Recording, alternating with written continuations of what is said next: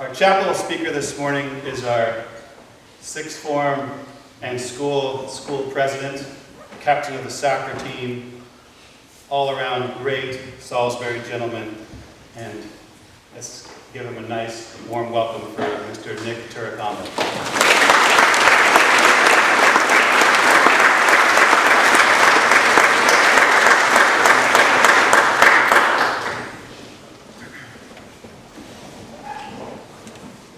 I will not cheat, lie, or steal.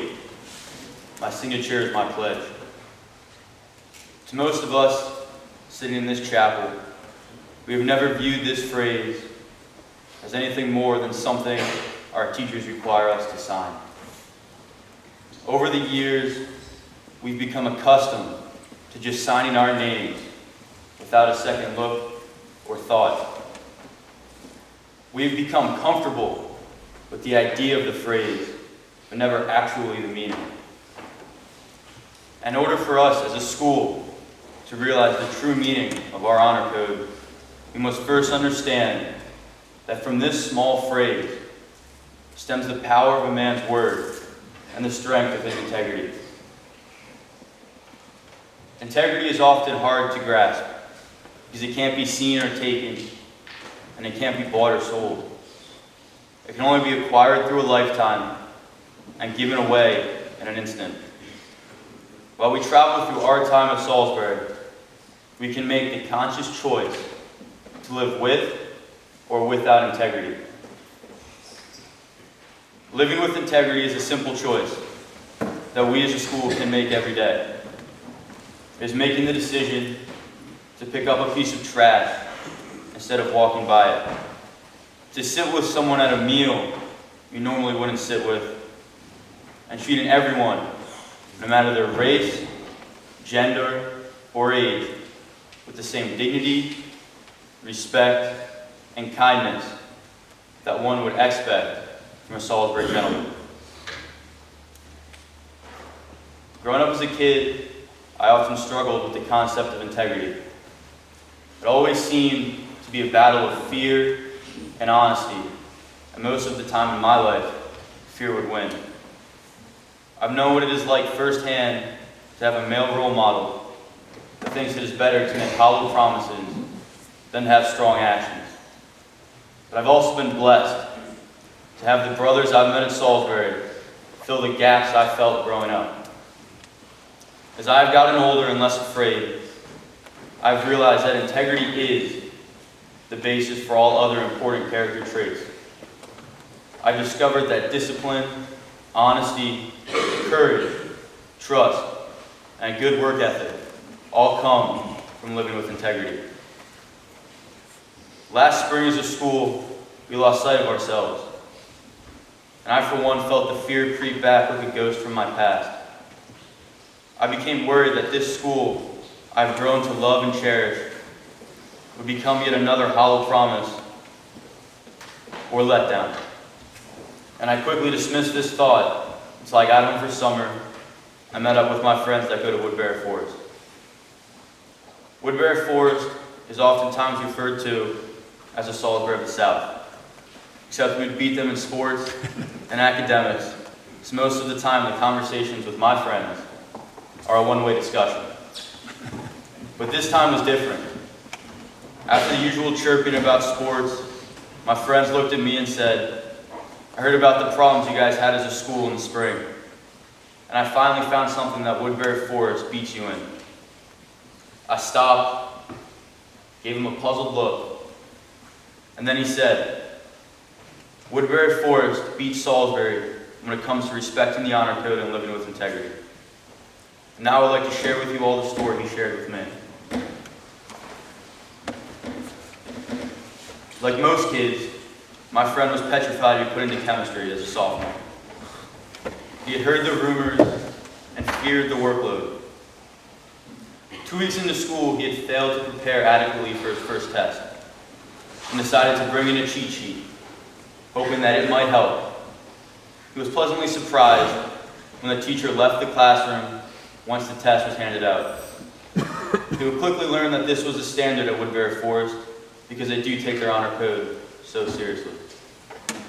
So there's my buddy, cheating, smiling, thinking he has a system beat. So sure enough, the end of the period rolls around. He hands in his test and leaves the classroom, feeling invigorated. 5 steps down the hall, he feels a hand on the back of his neck. As he turns around, he sees the captain of the football team, one of the most respected guys on campus. The football captain looks at my buddy and says, "You must be new here, so I'll give you some slack, but for the future, we don't cheat in class." My buddy was a little taken back, but he smiled and said, "Come on, man, be cool."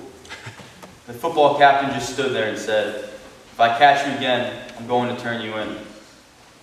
My friend walked away, feeling confused and nervous, thinking about what had just happened. So 3 or 4 weeks pass, and he doesn't cheat. But sure enough, his workload begins to pile up, so he decides to do it one last time. The next morning, he walks into chemistry, whips out his cheat sheet, looks around, and starts to cheat. As he leaves the classroom, he watches the football captain walk out of the opposite door and is convinced he got away with it. 3 hours later, he found himself in the dean's office, face to face with the test he had just cheated on. My friend is currently on academic probation, which is the equivalent to general probation here. He told me that every time he looks at his parents, he feels guilt and shame, although they said they forgave him a long time ago. The reason I shared this story with you all is because clearly in the past, we have been far from the best as a school when it comes to integrity, especially when compared to a school like Woodbury Forest. The fact that one of the most respected students on campus would turn in another student shows how much he cares about the honor and prestige of his school. Since I've been at Salisbury, I've become accustomed to being the best at everything we do. So it lights a fire deep down inside me, and it should motivate you all as well when we realize how far behind we are when it comes to living with integrity. Every day when we walk into the Centennial Building, there will be a reminder hanging from the balcony. A reminder that I expect all of us will take to heart. My expectations and my goals this year are high, but I believe we have enough talent, perseverance, and leadership in this room to make them happen. My expectations are that every one of the men in this room will know what it is like to walk out of their final exams and finish the year as a knight. It won't be easy, and kids will make mistakes. But I expect that those same kids who make the mistakes will learn from them, grow, and become leaders to help others not make the same choices they did. If we as a school make a decision to change the way we've been in the past, and start holding not only ourselves, but others accountable for their actions, we will become the best all-boys boarding school in the country. But the only way we can achieve such a daunting feat is by waking up every morning and living with integrity. For this reason, the school word for the 2012-2013 school year is integrity. Before you go, I would like to share a quote with you by Alan Simpson that my mom shared with me a long time ago when I was a freshman. If you take nothing else from this speech, remember this quote, and you will know exactly what I've been talking about here. If you have integrity, nothing else matters. If you don't have integrity, nothing else matters. Thank you.